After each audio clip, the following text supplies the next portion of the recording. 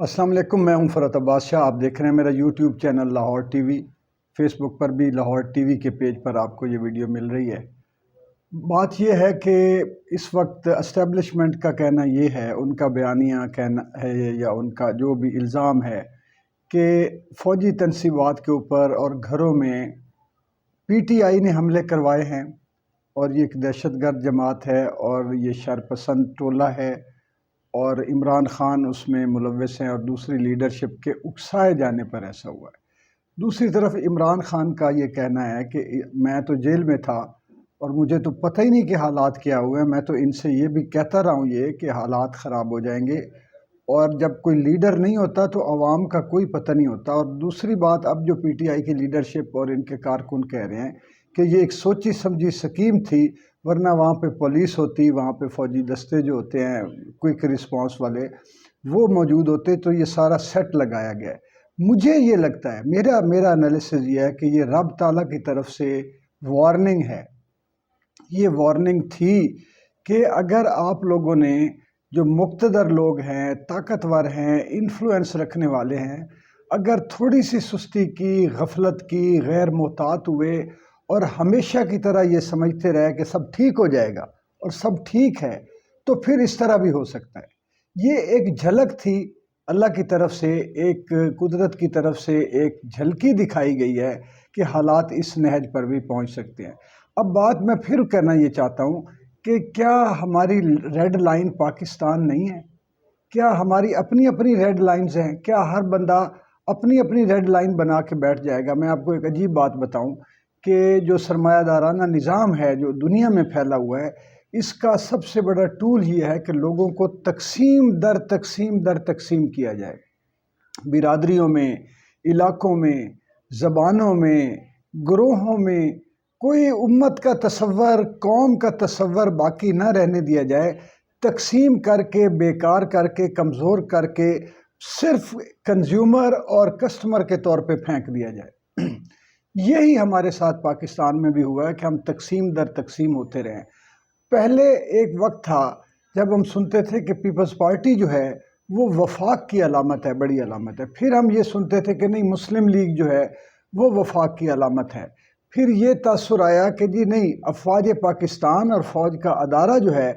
یہ وفاق کی علامت ہے۔ پھر پتہ چلا کہ نہیں، اس وقت پی ٹی آئی ایک ایسی قوت ہے، پی ٹی آئی ایک ایسی سیاسی پارٹی ہے جو پورے ملک میں نہ صرف یہ ہے کہ دور دراز کے علاقے تک اپنا اثر و رسوخ رکھتی ہے، ووٹر رکھتی ہے، سپورٹر رکھتی ہے، بلکہ پورے ملک کو جوڑنے کا باعث بھی ہے۔ یہ تصور جو ہے یہ کہیں نہ کہیں ملک کو ٹوٹنے سے بچاتا ہے، تقسیم ہونے سے بچاتا ہے۔ وفاق کی علامت ہونا، چاہے کوئی پارٹی ہو، چاہے کوئی ادارہ ہو، یہ ایک بلیسنگ ہے۔ لیکن اب کیا ہو رہا ہے کہ ایک طرف وفاق کی علامت سیاسی پارٹی تحریک انصاف، دوسری طرف وفاق کی علامت افواج پاکستان اور فوج کا ادارہ۔ اب یہ دونوں جو ہے وہ آپس میں ایک دوسرے سے ٹکراؤ کی پوزیشن میں آ گئے ہیں۔ اب جو تیسرا آخری ادارہ ہے وہ ہے انصاف کا ادارہ، عدالتیں۔ اب عدالت عالیہ کو جس طرح اس کے ساتھ جو مقصد بے حرمتی کی گئی، تقدس مجروح کیا گیا، اس کے اوپر جتنا دباؤ ڈالا جا رہا ہے، ججز کو جتنا ملائن کیا گیا، بلیک میل کیا گیا، تھریٹ کیا گیا، اور یہ سارے آپ جب دیکھیں گے نا کہ کون کون لوگ ہیں جو ادارے کو، عدالت کو تھریٹ کر رہے ہیں، ان میں پیش آپ کو پی ڈی ایم کے لوگ نظر آئیں گے۔ اب کیا مقصد سیاسی پوزیشن ہے مولانا فضل الرحمان کی، سوائے وہ غریب بچے مدرسے کے جو مسکین ہیں بیچارے، بے گھر ہو کے مدرسوں میں داخلے لیتے ہیں، چلے روٹی پانی مل جائے گا، آپ ان کو اپنی ایک ملیشیا اور فوج اور اس طرح طاقت بنا کے ان کو گلیوں سڑکوں پہ لانے کا تھریٹ دیتے ہیں، دھمکیاں دیتے ہیں۔ دوسرا یہ پی ڈی ایم والی جماعتیں جو جن کو اقتدار کی اتنی حرص اور ہوس ہے کہ وہ کہتے ہیں ملک جاتا ہے تو جائے، اقتدار نہ جائے۔ تو یہ آپ کو، اچھا دوسری اگلی بات یہ ہے کہ فوج کے ساتھ بھی کنفنٹریشن یہ دونوں پارٹیاں آلریڈی دکھا چکی ہیں۔ زرداری صاحب نے بھی کہا تھا کہ اینٹ سے اینٹ بجا دیں گے، اور استغفر اللہ جو کچھ تو کہہ دیا ہوا ہے مسلم لیگ نون نے، اس کی تو مثالیں اب میں کیا دہراؤں، آپ سب کو پتہ ہے، دیواروں پر لکھی ہوئی ہیں۔ پی ٹی آئی جو ہے ایک واحد ایسی جماعت تھی جس نے پہلے بھی یہ کہا کہ ہم ایک پیج پر ہیں، عوام اور افواج پاکستان، اس کے باوجود جب یہ ان کو اقتدار سے ایک فوجی chief of army staff Bajwa نے رجیم چینج کا گٹھ جوڑ کر کے سازش کر کے ان کو اقتدار سے فارغ کیا، تو اس کے باوجود عمران خان ہمیشہ یہ کہتے رہے کہ فوج ہماری ہے۔ لیکن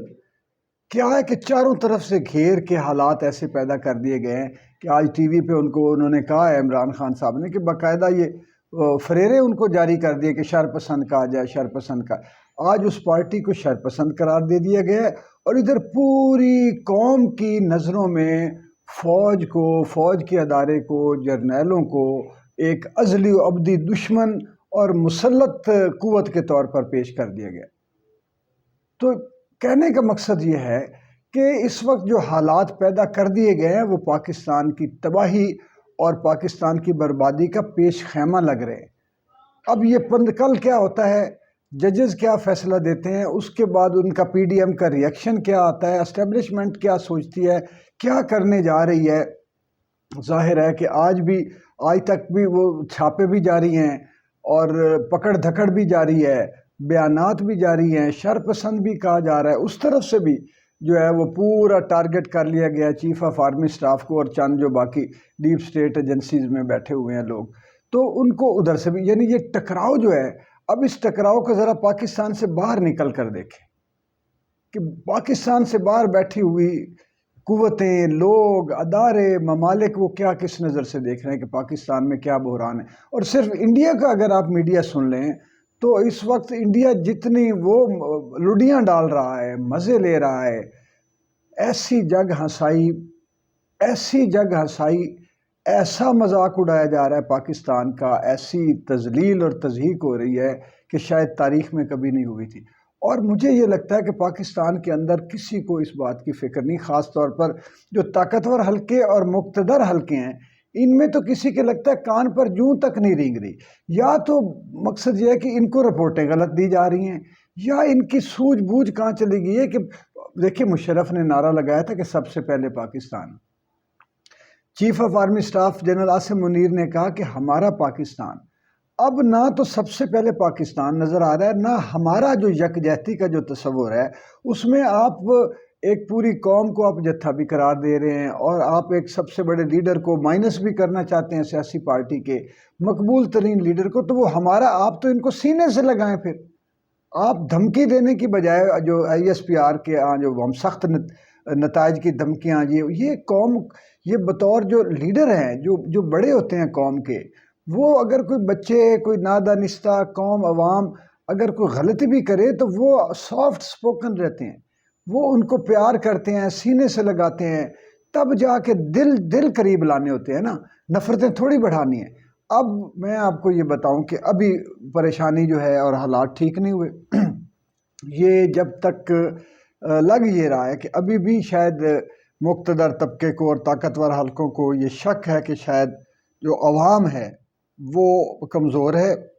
اور وہ طاقتور ہیں۔ عوام جو ہے وہ مجبور اور بے بس ہے، ان کے پاس فورس ہے، ان کے پاس طاقت ہے۔ یہ بڑے بڑے بادشاہوں نے، بڑے بڑے ڈکٹیٹرز نے دنیا میں یہ سوچا، اور اس کے بعد جب عوام کے یہ حالات ہوئے جو آج کل پاکستان کے ہیں، تو پھر بڑے بڑوں کے اندازے بھی غلط ہو گئے، رپورٹیں بھی غلط ہو گئی۔ رپورٹیں تو یہاں غلط ہوتی آ رہی ہیں ہر سٹیپ پر۔ تو خدا کے لیے سنجیدہ ہو جائیے، ریڈ لائن بنائیے پاکستان کو۔ پاکستان ریڈ لائن ہے، اور اس وقت پاکستان ریڈ لائن پر وہ ہنج اپون جیسے ہوتا ہے نا، یوں لرز رہا ہے، اوپر کھڑا ہوا، ادھر گرا یا ادھر گرا۔ تو خدا کے لیے اس کو ریڈ لائن کے پار کراس کرتے ہوئے گرنے سے بچا لیں۔ بہت شکریہ۔